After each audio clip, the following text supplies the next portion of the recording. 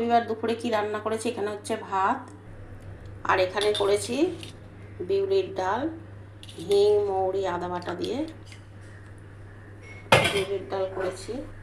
আর এখানে দেখো করেছি শুকনো লঙ্কা ভাজা, সর্ষের তেল, কাঁচা পেঁয়াজ দিয়ে ওল মাখা করেছি। অল্প একটু কুমড়ো ছিল ভাজা করেছি। আর এটা হচ্ছে কাগজি লেবু। আর এখানে দেখো ভোলা মাছ করেছি, ভোলা মাছের ঝাল। আর এখানে দেখো লাল লাল ঝাল ঝাল করে ডিমের ঝোল করেছি, ডিমের ঝোল করেছি লাল লাল ঝাল ঝাল করে। দেখো বন্ধুরা, বৌমার বাবা চিলি চিকেন দিয়ে গেছে।